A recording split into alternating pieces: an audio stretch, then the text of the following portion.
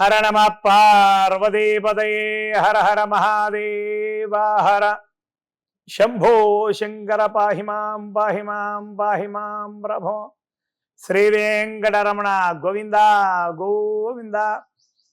Hit TV ప్రేక్షకులకందరికీ కూడా శ్రీ క్రోధినామ సంవత్సర నూతన ఉగాది శుభాకాంక్షలు. భక్తులారా, ఉగాది వచ్చిందంటే చాలు వాతావరణంలో ఎన్నో మార్పులు జరుగుతాయి. ఉగాది రోజున తలంటు స్నానం చేస్తాము, అలాగే నూతన వస్త్రాలు కూడా ధరిస్తాం కదా.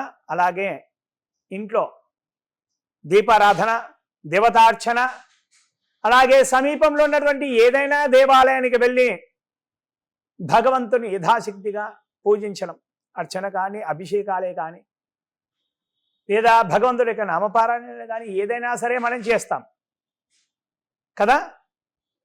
అలాగే ప్రతి ఒక్క ఆలయాలలో కూడా పంచాంగ శ్రవణం అనేది ఉంటుంది. పంచాంగం అంటే తిథి, వారము, నక్షత్రము, యోగము, కరణం. చరాచర జగత్తుకు పంచభూతాలు ఎంత ముఖ్యమో ఒక మానవుడికి ఈ పంచాంగం కూడా అంతే ముఖ్యం. పంచాంగ శ్రవణం ఖచ్చితంగా మనము వినాలి. ఎందుకంటే చాలామందికి నామ నక్షత్ర పరంగా రాశులు, అలాగే జన్మ నక్షత్రం పరంగా కూడా రాశులు ఉన్నాయి. ఆ రాశులలో గ్రహ సంచారం కూడా జరుగుతుంది, నవగ్రహాల సంచారం. అయితే కొన్ని గ్రహ సంచారాల వల్ల శుభాలు జరుగుతాయి, అలాగే అశుభాలు కూడా జరుగుతాయి కదా. మరి జరగబోయేటువంటి అశుభాలను మనం గుర్తించాలి, అలాగే వచ్చేటువంటి శుభ ఫలితాలను ఏ విధంగా మనం స్వీకరించాలి అనేది తెలుసుకోవాలనే కుతూహలము మనందరికీ కూడా ఉంటుంది కదా. పంచాంగ శ్రవణాన్ని మనం ఖచ్చితంగా వినాలి. అయితే శ్రీ క్రోధినామ సంవత్సరంలో తులారాశి వారికి ఎలా ఉంటుందో ఒక్కసారి మనం చూద్దాం. చిత్తా నక్షత్రం 3-4 పాదాలు, స్వాతి నక్షత్రము మొత్తం 4 పాదాలు, విశాఖ నక్షత్రము 1-2-3 పాదాలు. వీరు తులారాశి కిందికి వస్తారు. వీరి యొక్క ఆదాయము 2, అలాగే ఖర్చు 8, రాజపూజ్యము 1, అవమానము 5.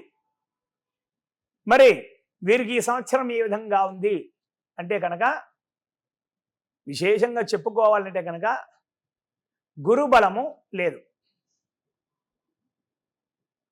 గురువు అందరికీ కూడా అధిపతే. నవగ్రహాలలో అధిపతి సూర్యుడు ఎంత ముఖ్యమో ఈ గ్రహాలకు కూడా గురువు అంతే ముఖ్యం, బాస్. సూర్యుడు ఒక బాస్ లాగా ఇలాగో గురువు కూడా. గురువు బలంగా ఉంటే కనుక అనుకున్న పనులు మంచి చక్కగా నెరవేరుతాయి. మిగతా గ్రహాలన్నీ కూడా బలంగా ఉన్నాయి, ఒక గురు గ్రహం బలంగా లేదు. కాబట్టి మిగతా గ్రహాల యొక్క బలం వలన అనుకున్న పనులన్నీ కూడా అనుకున్నట్లుగా జరుగుతాయి. కూడా కొన్ని అవాంతరాలు జరిగినా కూడా పనులన్నీ కూడా పూర్తి చేస్తారు. అలాగే పెద్దల యొక్క ఆశీర్వాదం కోసం పరితపించాల్సిన అవసరం ఎంతైనా ఉంది. మీరు ఒక ఉద్యోగస్తులే పనిచేస్తున్నారు, మీ పైన మీ బాస్ ఉన్నారు. మీ బాసు యొక్క మెప్పు పొందుట కొరకై పరితపించాలి, కష్టపడాలి కూడా. కష్టపడితే కనుక ఖచ్చితంగా బాస్ యొక్క, గురువు యొక్క అనుగ్రహం ఖచ్చితంగా లభిస్తుంది. సంఘంలో గౌరవ మర్యాదలు బాగానే ఉంటాయి, పర్వాలేదు. అలాగే గృహంలో శుభకార్యాలు పర్వాలేదు, చేస్తారు. కానీ ఖర్చులు అధికంగా ఉంటాయి. ధనము ఖర్చు పెట్టే అప్పుడు మాత్రం 1-2 సార్లు ఆలోచించాలి. బంధుమిత్ర సోదరుల యొక్క సహాయ సహకారాలు పర్వాలేదు, బాగానే ఉంటాయి. అలాగే నూతన భూప్రాప్తి, గృహప్రాప్తి, నూతన వాహన ప్రాప్తి కూడా కలుగుతుంది. అలాగే ఇక వివాహం కావలసిన వారికి ఆలస్యం కావచ్చు. దైవానుగ్రహం వల్ల వివాహం కుదిరితే కనుక ఖచ్చితంగా జాతకరీత్యా పరిశీలన అనేది ఎంతో ఎంతో ముఖ్యమైనటువంటిది. పరిశీలన ఖచ్చితంగా చేసుకోవాలి. జాతక పరిశీలన గుడ్డిగా నమ్మి ముందుకు పోరాదు. అలాగే మన ప్రతినిత్యం కూడా కంటికి రెప్పలా కాపాడేటువంటి జవాన్ల విషయానికి వస్తే కనుక వీరు మంచి పోరాట పటిమను కనబరుస్తారు. అలాగే పై అధికారుల యొక్క ప్రశంసలు పొందడానికి పరితపించాలి.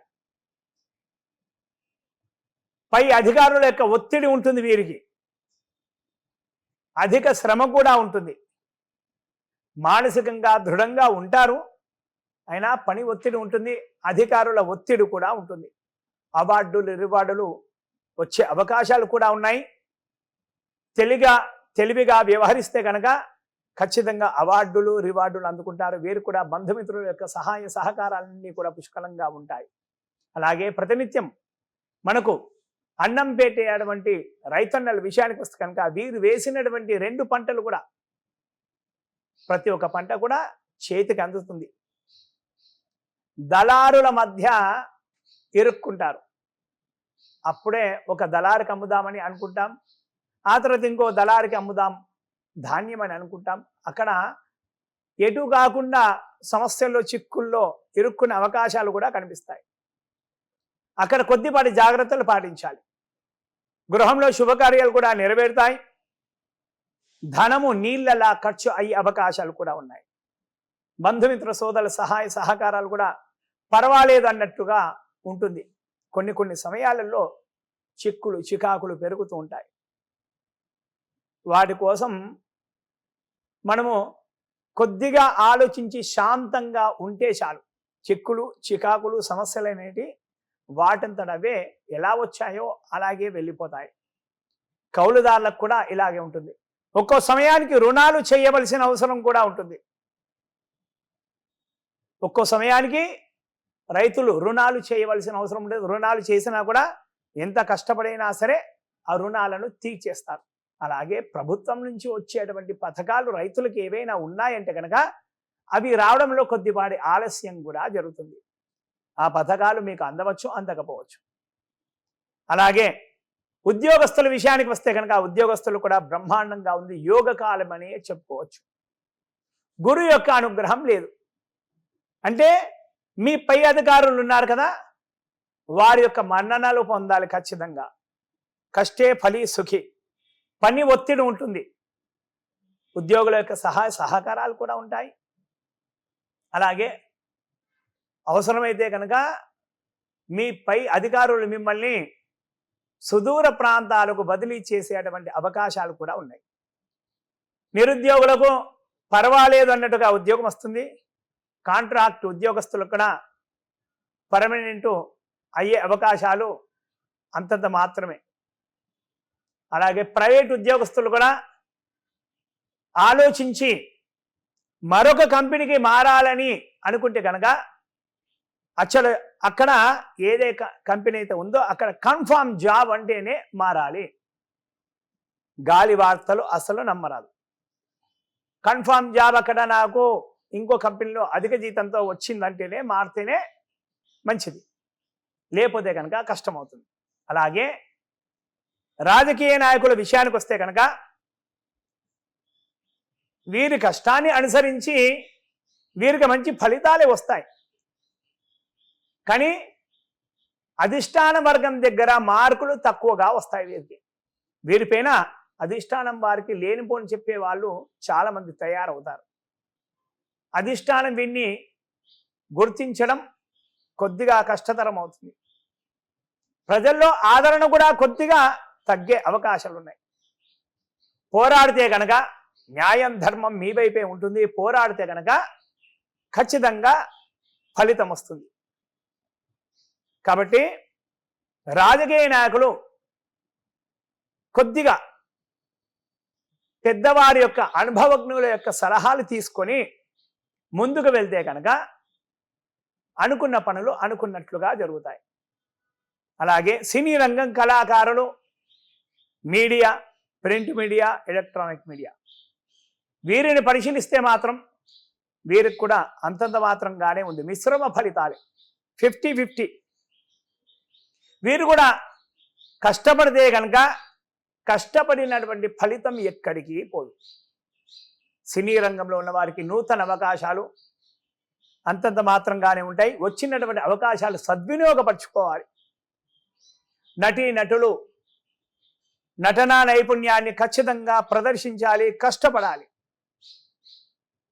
సినిమాలు తీసేటువంటి వారు అనుభవజ్ఞులు, పెద్దవారి యొక్క సలహాలు సూచనలు పాటిస్తే కనుక సినిమాలు ఖచ్చితంగా విజయవంతమవుతాయి. జాతీయ అంతర్జాతీయ గుర్తింపులు కూడా కలుగుతాయి. అవార్డులు రివార్డులు రావడం కష్టమే, పర్వాలేదు. మీ నటనా నైపుణ్యంతో ప్రేక్షకుల యొక్క గుండెల్లో నిలిచిపోతారు. అలాగే వ్యాపారస్తుల విషయానికి వస్తే కనుక వీరికి 3 పువ్వులు 6 కాయలుగా ఉంది. కాంట్రాక్టర్ల యొక్క విషయానికి వస్తే కనుక కాంట్రాక్ట్ ఎవరైతే ఇస్తారో పెద్దవారు, వీపై అధికారులు, వారి దగ్గర వీరికి స్థానం అంటూ ఏది ఉండదు. అంటే వీరిని పక్కన పెట్టేస్తుంటారు. సో వాళ్ళ దగ్గర జాగ్రత్తగా మంచిగా మసులుకుంటే కనుక కాంట్రాక్టులు వీరి సొంతం అవుతాయి. అలాగే బిల్డర్స్కు వారికి కూడా బాగానే ఉంటుంది. బిల్డర్స్ కూడా కొన్ని పర్మిషన్లు కూడా తెచ్చుకోవాలి కదా. ఏదైనా నూతనంగా కట్టాలంటే కనుక పర్మిషన్లు వచ్చేటువంటి విషయంలో కొద్దిగా జాప్యం జరుగుతుంది. అలాగే స్థలాలు కొనుగోలు విషయంలో కూడా జాగ్రత్తగా ఉండాలి, లేదంటే వివాదాలలో ఇరుక్కుంటారు. అవి జాగ్రత్తగా పరిశీలించి ముందుకు వెళ్తే కనుక, 1-2 సార్లు పరిశీలించి ముందుకు వెళ్తే కనుక సమస్యలంటూ ఏవి కూడా రావు. అలాగే విద్యార్థుల విషయానికి వస్తే కనుక వీరికి గురుబలం లేదు, మార్కులు అంతంత మాత్రంగానే వస్తాయి. ఇతర వ్యాపకాలపై దృష్టి మరలుతుంది. చెడు స్నేహాలు దగ్గరయ్యే అవకాశాలు ఉన్నాయి. అలాగే వీరికి చాలామంది కూడా విదేశాలలో చదువుకోవాలనే ఆశ కూడా ఉంటుంది కదా. అలాంటి వారికి కూడా వీసా రావడము కష్టమే, లేదంటే కనుక ఆలస్యంగా వస్తుంది వీసా. అలాగే క్రీడాకారుల విషయానికి వస్తే కనుక క్రీడాకారులు వీరికి కోచ్ యొక్క అనుగ్రహం అంతంత మాత్రంగానే ఉంటుంది. బంధుమిత్ర సోదరుల యొక్క సహాయ సహకారాలు పుష్కలంగా ఉంటాయి. స్నేహితులందరూ కూడా చక్కగా సహకరిస్తారు. అలాగే ఇతరత్ర వేరే వారు కూడా అందరూ కూడా సహకరిస్తారు. ప్రభుత్వం యొక్క సహాయ సహకారాలు అంతంత మాత్రంగానే ఉంటాయి. ఒక్కో సమయానికి అవార్డులు రివార్డులు రావడం కష్టమే. కష్టపడితే కనుక ఖచ్చితంగా మీరు క్రీడాభిమానుల యొక్క గుండెల్లో నిలిచిపోయేటువంటి అవకాశాలు కూడా లేకపోలేదు. మిగతా గ్రహాలన్నీ కూడా బలంగా ఉన్నాయి, ఒక గురు గ్రహం తప్ప. మొత్తం మీద తులారాశి వారిని పరిశీలిస్తే కనుక వీరికి గురు యొక్క అనుగ్రహం లేదు, బృహస్పతి. మరి బృహస్పతి యొక్క అనుగ్రహం కావాలి, అనుకున్న పనులు అనుకున్నట్లుగా జరగాలి అంటే కనుక ప్రతి గురువారం సమీపంలో ఉన్నటువంటి దేవాలయానికి వెళ్ళి నవగ్రహాలకు 16 ప్రదక్షిణలు చేయాలి. అలాగే దత్తాత్రేయ స్వామి వారి యొక్క ఆలయం ఉంటే కనుక దత్తాత్రేయ స్వామి వారి యొక్క దర్శనం, శ్రీ మేధా దక్షిణమూర్తి స్వామి వారి యొక్క దర్శనం, శ్రీ లక్ష్మీ హయగ్రువుల వారి యొక్క దర్శనం, లేదా అర్చనలు అభిషేకాలు ఏవైనా సరే చేస్తే కనుక చాలా చాలా మంచిది. లేదంటే కనుక గురుగ్రహం యొక్క జపం, అలాగే తర్పణం, హోమము, దానము, ఎవరైతే జపాలు చేశారో హోమం చేశారో ఆ బ్రాహ్మణులకు పసుపు రంగు వస్త్రం దానం చేస్తే కనుక, వారికి భోజనాలు పెట్టిస్తే కనుక అనుకున్న పనులు అనుకున్నట్లుగా ఖచ్చితంగా నెరవేరుతాయి. హర నమ పార్వతీ పదే, హర హర మహాదేవ హర.